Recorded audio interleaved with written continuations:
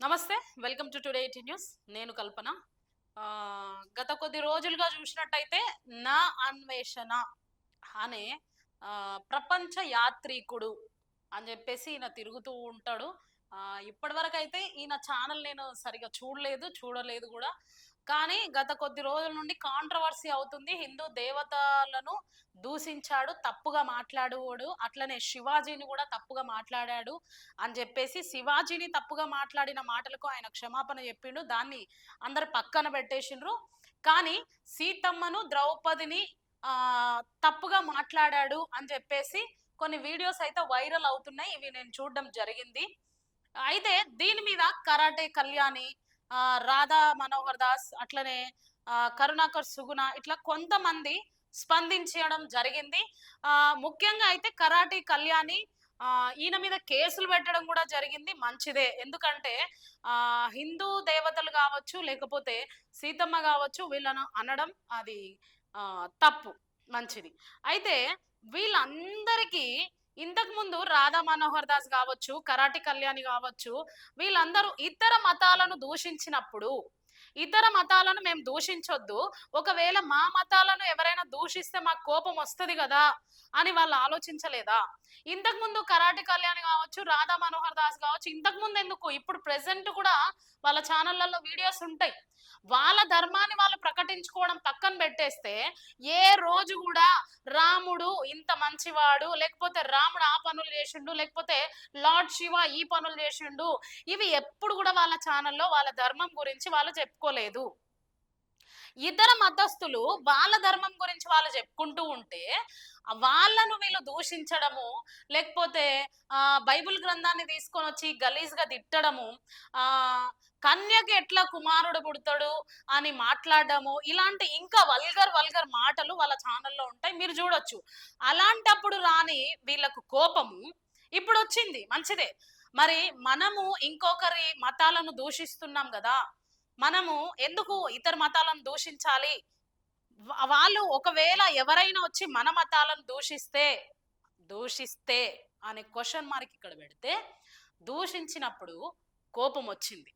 ఎవరికి? కరాట కళ్యాణికి వచ్చింది, రాధా మనోహర్ దాస్కి వచ్చింది, ఇంకా చాలా మంది హిందూ భక్త జనాంగానికి కోపం వచ్చింది. కోపం వచ్చినప్పుడు ఇతర మతాలను మేము కూడా దూషించొద్దనే బుద్ధి రాలేదా? ఇప్పటికి కూడా వాళ్ళు మాట్లాడుతూనే ఉంటారు. మరి అలాంటి బుద్ధి రాలేదా? ఇతర మతస్థులను మేము దూషించొద్దు, ఇది ఒక పాయింట్. అయితే ఇంకొకటి, కరాటే కళ్యాణి నేను సూటిగా ఏం అడుగుతున్నా అంటే, ఇది మంచిదే, దీని మీద మంచిగా స్పందించిండ్రు. ఆయన అన్నాడు ఇట్లా అత్యాచారాలు జరుగుతూ ఉంటాయని ఒక మాట మాట్లాడడం జరిగింది, నా అన్వేషణ. అయితే కరాటే కళ్యాణ్ నేనేం అడుగుతున్నా అంటే, చైత్ర అని ఒక చిన్న పాపను అత్యాచారం చేసినప్పుడు మీరందరూ ఎక్కడ పోయినరు? హైదరాబాద్ లో లేరా మీరు? తెలంగాణ రాష్ట్రంలో లేరా మీరు? భారతదేశంలో లేరా మీరు? ఒక డాక్టర్ మీద అత్యాచారం జరిగినప్పుడు మీరందరూ ఎక్కడ పోయినరు? ఎందుకు కేసులు పెట్టలేదు? ఎందుకు స్పందించలేదు అని రోజు నేను అడుగుతున్నా. అంటే మీకు చెవులు వినబడవు, కళ్ళు కనపడవు. సమాజంలో ఏదైనా దారుణం జరిగినప్పుడు, ఆడపిల్లల మీద అత్యాచారాలు జరిగినప్పుడు ఎందుకు స్పందించలేదు? అప్పుడే ఎందుకు వేయలేదు కేసులు? ఇతర మతస్థులు ఇతర వేరే వాళ్ళని దూషించినప్పుడు వాళ్ళ గురించి మనకెందుకు, మీరెందుకు తిడుతున్నారు వాళ్ళను, మన ధర్మం మనదే అని కరాటే కళ్యాణి ఎందుకు వెళ్ళి కేసు వేయలేదు? రాధా మనోహర్ దాస్ మీద కావచ్చు, లేకపోతే కరుణాకర్ సుగుణ మీద కావచ్చు, లలిత్ కుమార్ మీద కావచ్చు, ఎందుకు ఈమె కేసు పెట్టలేదు? ఎందుకు యేసుక్రీస్తు ప్రభువును దూషిస్తున్నారు? లేకపోతే బైబిల్ గ్రంథాన్ని ఎందుకు దూషిస్తున్నారు? లేకపోతే అల్లాని ఎందుకు దూషిస్తున్నారు? ఎవరినైనా సరే ఇతర మతాలను దూషించేటప్పుడు మీరెందుకు, ఒకవేళ వాళ్ళు మన దేవతలను వాళ్ళు దూషించినప్పుడు మన మనోభావాలు దెబ్బతింటాయి కదా, మరి మనోభావాలు దెబ్బతిన్నప్పుడు వాళ్ళ మనోభావాలు కూడా దెబ్బతింటాయి కదా అని కరాటే కళ్యాణి ఇప్పుడు ఇంత రోషగిచ్చుకున్నామే. ఇతర మతస్థులను, సనాతన ధర్మం తెలిసిన వ్యక్తులు వాళ్ళు అంతగానం తిడుతూ ఉంటే అప్పుడెందుకు రోషం రాలేదమ్మా నీకు అని నేను అడుగుతున్నా. మరి అట్ ద సేమ్ టైం మతాలను పక్కన పెడితే, సమాజంలో ఇంతమంది ఆడపిల్లల మీద, చిన్న చిన్న పిల్లల మీద కూడా అత్యాచారాలు జరిగినప్పుడు ఎందుకమ్మా నీకు రోషం రాలేదని అడుగుతున్నా నేను. అంటే సీతమ్మని అన్నందుకు రోషం వచ్చిందని నేను అది అడగడం లేదు. రోషం రావాలి, మంచిదే. ఈ కేసు పెట్టడం మంచిదే. ఇప్పుడు హిందూ జనాంగం మొత్తం ఇంత స్పందిస్తూ ఉన్నారు కదా, కరాటే కళ్యాణి కావచ్చు, లలిత్ కుమార్, కరుణాకర్ సుగుణ, రాధా మనోహర్ దాస్ సోషల్ మీడియాను వేదికగా చేసుకొని కౌంటర్ ఇయ్యడము, లేకపోతే వెళ్ళి పోలీస్ కేసులు పెట్టడము, ఇవన్నీ చేసినప్పుడు ఇతర మతస్థులను మేము దూషించొద్దు అనే ఇంకిత జ్ఞానం మీకు లేదా అని నేను క్వశ్చన్ చేస్తున్నా. నా అన్వేషికి నేను సపోర్టింగ్ గా ఉన్నా అని చెప్పేసి ఒక లాయర్ రావడం జరిగింది. ఒక చిన్న క్లిప్ వినిపిస్తా నేను ఆయన మాటల్లో ఒక్కసారి. ఎఫ్ఐఆర్ అయింది, సో మీరేమో నాన్ వేషన్కి నేనున్నా అంటూ మీరేసారు, సో ఎందుకు అట్లా?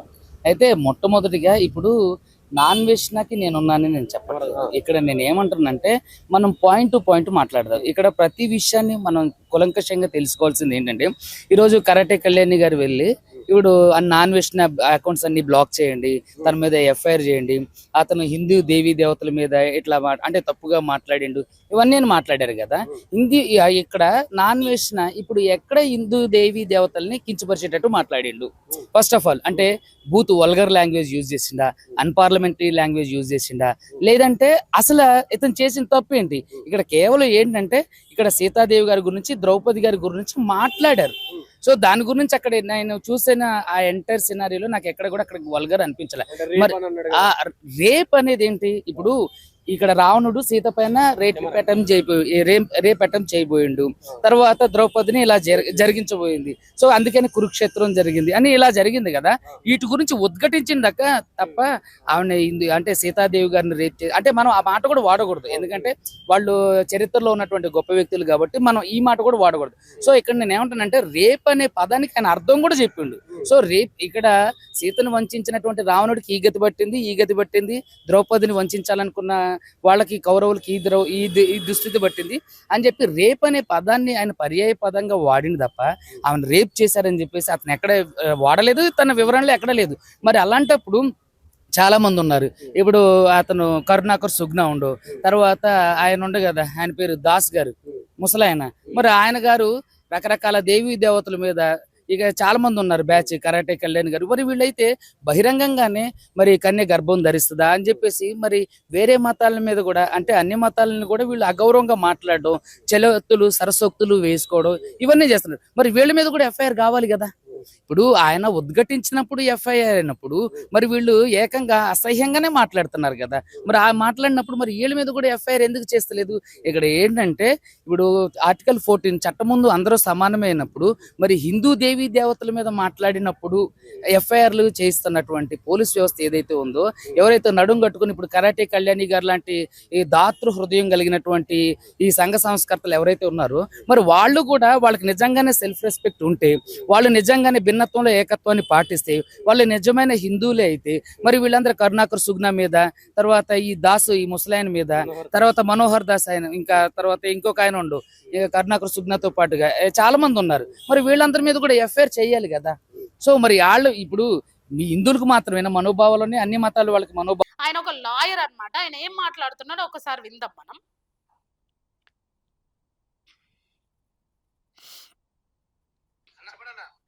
చూడండి, వినండి. అయితే మొట్టమొదటిగా ఇప్పుడు నాన్ వేషన్కి నేనున్నానని నేను చెప్పట్లేదు. ఇక్కడ నేను ఏమంటున్నానంటే మనం పాయింట్ టు పాయింట్ మాట్లాడదాం. ఇక్కడ ప్రతి విషయాన్ని మనం కులంకషంగా తెలుసుకోవాల్సింది ఏంటంటే, ఈ రోజు కరాటే కళ్యాణి గారు వెళ్ళి ఇప్పుడు నాన్ వేషన్ అకౌంట్స్ అన్ని బ్లాక్ చేయండి, తన మీద ఎఫ్ఐఆర్ చేయండి, అతను హిందూ దేవీ దేవతల మీద ఇట్లా అంటే తప్పుగా మాట్లాడిండు, ఇవన్నీ మాట్లాడారు కదా. ఇక్కడ నాన్ వేషన్ ఇప్పుడు ఎక్కడ హిందూ దేవీ దేవతల్ని కించపరిచేటట్టు మాట్లాడిండు. ఫస్ట్ ఆఫ్ ఆల్ అంటే బూత్ వల్గర్ లాంగ్వేజ్ యూజ్ చేసిండా, అన్పార్లమెంటరీ లాంగ్వేజ్ యూజ్ చేసిండా, లేదంటే అసలు ఇతను చేసిన తప్పు ఏంటి? ఇక్కడ కేవలం ఏంటంటే ఈయన ఒక అడ్వకేట్, ఈయనకు రాజ్యాంగం తెలుసు, చరిత్ర తెలుసు. అయితే ఆయన ఒక క్వశ్చన్ అడుగుతున్నాడు, ఆ క్వశ్చన్ వినండి. ఇక్కడ సీతాదేవి గారి గురించి, ద్రౌపది గారి గురించి మాట్లాడారు. సో దాని గురించి అక్కడ నేను చూసిన ఆ ఎంటైర్ సినారీలో నాకు ఎక్కడ కూడా అక్కడ వల్గర్ అనిపించలేదు. రేప్ అనేది ఏంటి? ఇప్పుడు ఇక్కడ రావణుడు సీత పైన రేప్ అటెంప్ట్ చేయబోయాడు. రావణుడు సీత పైన రేప్ అటెంప్ట్ చేయబోయాడు అనే మాట నా అన్వేషణ యూజ్ చేయడం జరిగింది. ఇలా జరిగించబోయింది. సో అందుకని కురుక్షేత్రం జరిగింది అని ఇలా జరిగింది కదా. వీటి గురించి ఉద్ఘటించిందాక దేశ్ తెలుగు కీబోర్డ్ తెలుగు వారికి అత్యంత ఇష్టమైన కీబోర్డ్ యాప్ ని ఇప్పుడే డౌన్లోడ్ చేసుకోండి. Items at ₹99. Get free delivery on your first order. Order now on Swiggy. ఆవిడ అంటే సీతాదేవి గారిని రేప్ అంటే చరిత్రలో జరిగినది ఆయన చెప్పిండు. రావణుడు సీతమ్మను ఎత్తుకోవడం ఇది చరిత్రనే. కాకపోతే ఆయన ఏమన్నాడంటే రేప్ అటెంప్ట్ అనడం అక్కడ మిస్టేక్ అని చెప్పేసి మన హిందూ బంధువులు అందరూ కూడా సీరియస్ అవ్వడం జరిగింది. కేసు పెట్టడానికి ముందుకు వచ్చారు, కేసులు పెట్టారు, యూట్యూబ్ ఛానల్ బ్యాన్ చేయండి అన్నారు, అన్సబ్స్క్రైబ్ అయిపోండి అని చెప్పిండ్రు. ఇవన్నీ చేయడం జరిగింది. అంటే వాళ్ళు చరిత్రలో ఉన్నటువంటి గొప్ప వ్యక్తులు కాబట్టి మనం ఈ మాట కూడా వాడకూడదు. సో ఇక్కడ నేను ఏమంటానంటే రేప్ అనే పదానికి ఆయన అర్థం కూడా చెప్పిండు. సో రేప్ ఇక్కడ సీతను వంచినటువంటి రావణుడికి ఈ గతి పట్టింది, ద్రౌపదిని వంచాలనుకున్న వాళ్ళకి కౌరవులకి సో ఈ టాపిక్ ఎందుకు వచ్చిందంటే శివాజీ బట్టల గురించి మాట్లాడినందుకు రావణుడు ఇట్లా చేసినందుకు రావణుడికి ఆ గతి పట్టింది, ద్రౌపదిని చేసినందుకు ద్రౌపది వీళ్ళకి ఈ గతి పట్టింది అని ఎక్స్ప్లెయిన్ చేస్తున్నప్పుడు ఆయన ఈ మాటలు యూజ్ చేయడం జరిగింది చరిత్ర చెప్తున్నప్పుడు. అని చెప్పి రేప్ అనే పదాన్ని ఆయన పర్యాయ పదంగా వాడింది తప్ప ఆయన రేప్ చేశారని చెప్పేసి అతను ఎక్కడ వాడలేదు, తన వివరాలు ఎక్కడ లేదు. మరి అలాంటప్పుడు చాలా మంది ఉన్నారు. ఇప్పుడు అతను కరుణాకర్ సుగ్నా ఉండు, తర్వాత ఆయన ఉండే కదా ఆయన పేరు దాస్ గారు ముసలాయన. మరి ఆయన గారు రకరకాల దేవీ దేవతల మీద ఇక చాలా మంది ఉన్నారు బ్యాచ్ కరాటే కళ్యాణ్ గారు. మరి వీళ్ళైతే బహిరంగంగానే మరి కన్య గర్భం ధరిస్తుందా అని చెప్పేసి మరి బహిరంగంగానే కన్య గర్భం ధరిస్తుందా లేకపోతే పీసయ్య ఎలా వస్తాడు ఇలాంటి మాట్లాడడం జరిగింది. ఇది నేను నా సొంత మాటల్లోనే కాదు, ఇక్కడ ఒక అడ్వకేట్ నా అన్వేషికి ఈ క్లిప్ నేను ప్లే చేస్తా మీకు తర్వాత, నా అన్వేషికి సపోర్టింగ్ గా వచ్చి మాట్లాడడం జరిగింది. ఆయన మాట్లాడిన మాటల్లో తప్పు ఏంటంటే ఆ మాట అనడం ఒకటే తప్పు, కాకపోతే ఆయన చరిత్రలో ఇలా జరిగింది. శివాజీ నువ్వు ఆడవాళ్ళని అంటున్నావు కదా, నువ్వు కూడా అట్లనే పోతావు అది ఇదని ఆయన మాట్లాడడం జరిగింది. ఇంకా శివాజీని వల్గర్గా తిట్టడం కూడా జరిగింది. దాని తర్వాత శివాజీ నా అభిమాని అంట, నేను ఆయనకు సారీ చెప్తున్నా అనడంతో ఆ కాంట్రవర్సీ అక్కడితో ఆగిపోయింది. కానీ ఇప్పుడు ఈ కరాటే కళ్యాణి లేకపోతే కరుణాకర్ సుగుణ, రాధా మనోహర్ దాస్ వీళ్ళందరూ రెచ్చిపోతూ, ఎందుకంటే వాళ్ళు పెంచుకోవాలి కదా వాళ్ళ ఏంటి ఫోన్ పేలు లేకపోతే గూగుల్ పేలు అవన్నీ పెరగాలి అంటే, అకౌంట్లు పెరగాలి, అకౌంట్లో డబ్బులు పెరగాలి అంటే ఇవన్నీ ముందుకు వేసుకొని రావాలి. మరి వాళ్ళు ఇతర మతస్థులను దూషించినప్పుడు వాళ్ళకి ఎందుకు రోషం రాలేదు? వినండి. వేరే మతాల మీద కూడా అంటే అన్ని మతాలను కూడా వీళ్ళు అగౌరవంగా మాట్లాడడం, చెలవక్తులు సరసోక్తులు వేసుకోవడం ఇవన్నీ చేస్తారు. మరి వీళ్ళ మీద కూడా ఎఫ్ఐఆర్ కావాలి కదా. ఇప్పుడు కరాటే కళ్యాణిని నేను క్వశ్చన్ చేసేది ఇదే. ఇన్ని రోజులు మీరు కూడా ఇతర మతస్థులను మీరు దూషించినప్పుడు, ఇతర మతస్థులను ఇతర మత గ్రంథాలను తప్పుగా మాట్లాడినప్పుడు, బొకడా బైబుల్ అన్నప్పుడు లేకపోతే కన్యక ఎలాగంటది అన్నప్పుడు చరిత్ర తెలిసిన వాళ్ళు ఇలా మాట్లాడరు. హిందూ గ్రంథాలలో ఎంతమంది కనలేదు, ఇలాగా కన్నరా లేదా అనేది కూడా మీరు కామెంట్ చేయండి. హిందూ గ్రంథాలు తెలిస్తే కదా ఫస్ట్ వాళ్ళకి, అసలు వాళ్ళ ధర్మం వాళ్ళు నేర్చుకోకుండా ఇందులో ఏమైనా లోటుపాట్లు ఉన్నాయేమో ఎత్తుకుదామని చెప్పేసి వాళ్ళకి బైబుల్ చదవడానికే టైం సరిపోదేమో అని నేను అనుకుంటున్నా. బైబుల్ చదివి ఇందులో ఏమైనా లోటుపాట్లు ఉన్నాయా అని వెతకడానికి వీళ్ళకి టైం సరిపోదేమో. ఇతర మతస్థులు అన్నప్పుడు కూడా మీ మీద కూడా ఎఫ్ఐఆర్ అవ్వాల్సిందే కదా. ఇప్పుడు రాధా మనోహర్ దాస్ మీద ఎఫ్ఐఆర్ అవ్వాలి, కరుణాకర్ సుగుణ మీద ఎఫ్ఐఆర్ అవ్వాలి, కరాటే కళ్యాణ్ మీద ఎఫ్ఐఆర్ అవ్వాలి, మరి వీళ్ళందరి మీద కూడా ఎఫ్ఐఆర్ అవ్వాలి. వీళ్ళ ఛానల్స్ కూడా యూట్యూబ్ ఛానల్స్ వీళ్ళవి ఏవైతే ఉన్నాయో అవన్నీ కూడా బ్లాక్ అవ్వాలి కదా, బ్లాక్ చేయాలి కదా. నా అన్వేషణ బ్లాక్ చేయండి మంచిదే, మరి మీవి ఎందుకు బ్లాక్ అవ్వద్దు అని నేను అడుగుతున్నా ఈరోజు. సో ఇలాంటి మనుషులందరూ ఉన్నారు. ప్రజలారా చాలా జాగ్రత్తగా ఉండండి. భారతదేశం, భారతీయులందరూ ఒక్కటే. భారతదేశంలో పలు మతాలు పలు కులాలు బ్రతకొచ్చు అని రాజ్యాంగ పరంగా రాసి ఉంది. రాజ్యాంగం మనకు ఇచ్చిన హక్కు అన్నమాట అది. అట్ ది సేమ్ టైం మనం చిన్నప్పుడు ఏం చదువుకున్నాం? భారతీయులందరూ నా సహోదరి సహోదరులు అని మనం చదువుకున్నాం. కాబట్టి ఇలాంటి ఈ రాధా మనోహర్ దాస్ లాంటి వాళ్ళు, లేకపోతే కరుణాకర్ సుగుణ లాంటి వాళ్ళు, లేకపోతే ఇట్లాంటి నా అన్వేషణ లాంటి వాళ్ళు, ఇలాంటి వాళ్ళు ఎంతమంది వచ్చినా మతాల మధ్య గొడవలు పెడుతూ చిచ్చులు పెడుతూ ఉన్న వాళ్ళ మధ్యలో మన సొంత ఆలోచనతో మనం ఆలోచించాలి. ఎస్ ఇది కరెక్టా కాదా అని ఆలోచించి సపోర్ట్ చేయండి ప్రజలారా. మీరు కింద కామెంట్ చేయండి. మరి non veg YouTube channel block అవ్వాలి, మంచిదే. నాన్ వెజ్ మీద కేసు అవ్వాలి, మంచిదే. ఆయన పాస్పోర్ట్ సీజ్ చేయాలి, మంచిదే. మరి వీళ్ళని ఎందుకు దేశ బహిష్కరణ చెయ్యొద్దు? మతాల మధ్యలో గొడవలు పెట్టేది వీళ్ళే కదా. ఇన్ని రోజులు మతాలలో గొడవలు లేకపోతుండే, భారతీయులందరూ చాలా కూల్గుంటుండే. మరి ఎందుకు ఈయన కరుణాకర్ సుగుణ కావచ్చు, లలిత్ కుమార్ కావచ్చు, రాధా మనోహర్ దాస్, కరాటే కళ్యాణి, వీళ్ళందరూ కూడా మతాల మధ్య ఎందుకు చిచ్చు పెడుతున్నారు? మరి వీళ్ళందరినీ ఏం చేయాలి? ఇది నా ప్రశ్న. నా ప్రశ్నకు మీరందరూ కూడా జవాబు చెప్పండి. కరుణాకర్ సుగుణను, లలిత్ కుమార్ని, ఇంకా ఇలాంటి వాళ్ళు ఎంతమంది మతాల మీద చిచ్చులు పెడుతున్నారో వాళ్ళందరి మీద కేసులు పెట్టాలా లేదా, ఎఫ్ఐఆర్లు అవ్వాలా లేదా అనేది కూడా మీరే కామెంట్ చేయండి.